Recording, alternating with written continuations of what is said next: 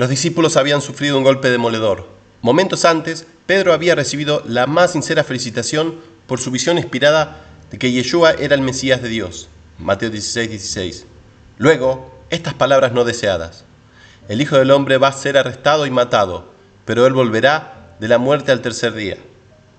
Pedro toma el asunto en sus propias manos y reprende al Salvador, solo para recibir una reprimienda severa a cambio.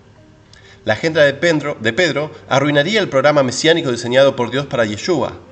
La lección es clara: si ganamos todo el mundo, pero no están dispuestos a renunciar a todo por Yeshua, ¿qué hemos ganado realmente entonces? Es mejor abandonar todo por el evangelio del Mesías que ser excluidos del reino. Entonces Yeshua dijo: yo les digo con absoluta certeza que hay algunos que están aquí conmigo que no gustarán de la muerte y verán al Hijo del Hombre viniendo en su reino. Mateo 16:28. ¿Cómo puede ser eso? ¿El reino de Dios llegaría en el curso de la vida de Pedro, Santiago y Juan? Hemos estado diciendo constantemente que el significado principal y dominante del reino de Dios es el imperio teocrático del Mesías que será inaugurado en una tierra renovada, con sede en Jerusalén, con motivo de la futura llegada de Yeshua. Tal reino no llegó dentro del tiempo de vida de los apóstoles. Tal reino no apareció a la vista de la crucifixión de Yeshua. Tal reino no apareció cuando Yeshua ascendió a la diestra del Padre. Una confusión muy considerable se ha apoderado de los feligreses sobre el tema de la definición del reino.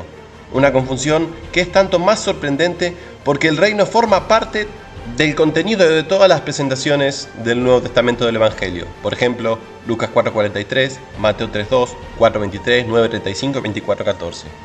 Un comentario que propone que Yeshua ascendió al trono de David en su ascensión no ha aprendido a pensar en términos mesiánicos. El trono de David fue y se encuentra en Jerusalén, no en el cielo. El heredero al trono se encuentra actualmente ausente de la tierra, que ha de ser su herencia junto con los fieles. Mateo 5:5, Apocalipsis 5:10. Lucas, evangelista brillante y compañero de Pablo, cuidadosamente trazó el programa mesiánico en Hechos 1:5-7. En esos versos tan descuidados, Yeshua se hizo la pregunta crucial: ¿es en este momento cuando vas a restablecer el reino de Israel? La pregunta se plantea después de 3 años y otros 40 días de entrenamiento intensivo en estudios sobre el reino. Hechos 1:3. A pesar de este hecho, los comentaristas piensan que saben mejor que los apóstoles entrenados. Criticar a estas alturas de su carrera, como muchos lo hacen, a este versículo Hechos 1:6, es impugnar al Mesías mismo. Yeshua no hizo en ningún momento corrección alguna sobre el hecho de que el reino será restaurado en Israel.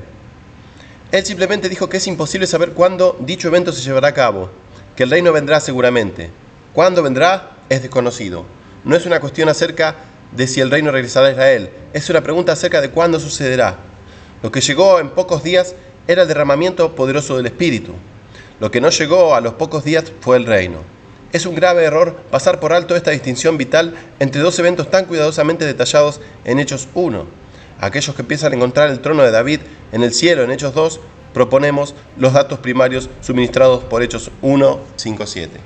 De regreso a nuestra pregunta inicial, Yeshua había hecho una declaración sorprendente que algunos de los que estaban en su presencia en los primeros años del siglo I serían testigos de la venida del reino. Sin embargo, el reino no vino, ni entonces, ni en la ascensión, ni ciertamente en el año 70 tampoco. Lo que el círculo íntimo de discípulos vio fue, de hecho, el reino de Dios, pero lo vieron en visión. Lucas hace la conexión más estrecha posible entre la predicción sobre el reino y el evento de la transfiguración que siguió. Lucas 9:28. Ahora aconteció como 8 días después, diciendo esto, acerca del ver el reino, era eso. De lo que los discípulos fueron testigos fue del reino de Dios en la tierra. Ellos vieron la gloria de Yeshua.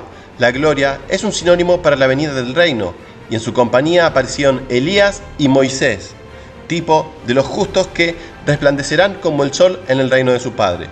Yeshua lo había dicho antes en Mateo 13:43. Así que Yeshua en la transfiguración apareció con rostro resplandeciente, brillante como el sol, mientras que su ropa era blanca como la luz. Mateo 17:2. Este extraordinario vistazo al mundo, tal como será cuando venga el reino, fue un estímulo apropiado a los discípulos después del anuncio de enormes proporciones de la inminencia de la muerte de Yeshua. El acontecimiento de la transfiguración es descrito deliberadamente como una visión. Los que fueron testigos del evento se proyectaron temporalmente en el futuro. Ningún otro evento en la experiencia de los discípulos es quizá tan sorprendente como este. El recuerdo de ella y el significado de la misma fueron indeleblemente escritos en la mente del líder Pedro, el apóstol. Así que se nos confirma la impresión que obtenemos de la transfiguración dada por los tres escritores de los evangelios. En 2 Pedro 1 habla de la diligencia que se exige para entrar en el reino futuro. Con esta enseñanza en cuenta es que él está ansioso por ofrecer una buena documentación de la base de la fe cristiana. Él quiere que ellos recuerden lo que había enseñado acerca del reino. No hemos seguido fábulas ingeniosas cuando hemos dado a conocer los hechos sobre el poder y la venida, o sea, la segunda venida, de nuestro Señor Yeshua, sino que fuimos testigos oculares de su majestad. 2 Pedro 1:16. ¿Cuándo fue esto? Cuando estábamos con él en el Monte Santo. Vimos la segunda venida de Yeshua y vimos el reino. Lo vimos cuando vimos a Yeshua transfigurado en presencia de Moisés y Elías en la montaña. De hecho, habían visto el reino de Dios. Lo más interesante, Pedro se describe a sí mismo y a sus compañeros como testigos oculares del reino futuro. La palabra que usa es un término técnico para describir lo que se ve por un iniciado en los misterios divinos. Pedro estaba al tanto de los secretos del reino de Dios, los misterios del reino, el corazón del evangelio de la salvación. Cabe, entre paréntesis, en aclarar que Elías y Moisés en este momento están muertos, pero al parecer estarán en el reino del Mesías en el futuro, ya que en la transfiguración aparecen. ¿Qué tan clara es nuestra visión del reino? ¿Qué tan bien se nos ha iniciado en los secretos del desarrollo del plan del reino? La actividad continua de Dios para hacernos inmortales, para supervisar el reino de Dios con Yeshua en su regreso. Tenemos la sospecha de que hay mucho trabajo por hacer antes de que la Iglesia pueda unirse en su testimonio ante el Evangelio del reino de Dios, tan amado por Yeshua.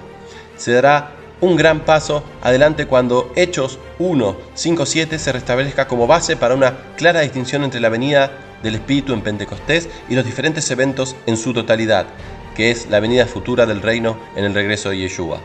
De hecho, el Mesías debe permanecer en el cielo hasta la restauración de todas las cosas, de acuerdo con las palabras de los profetas hebreos. Tenga en cuenta el enlace que aparece entre Hechos 1:6 y Hechos 3:21. Lucas conecta los dos versos con las palabras restaurar y restauración. Los sistemas de enseñanza que evaporan la esperanza concreta de la restauración del trono de David en Jerusalén en la venida de Yeshua corren el riesgo de privar al Mesías y los santos de su herencia.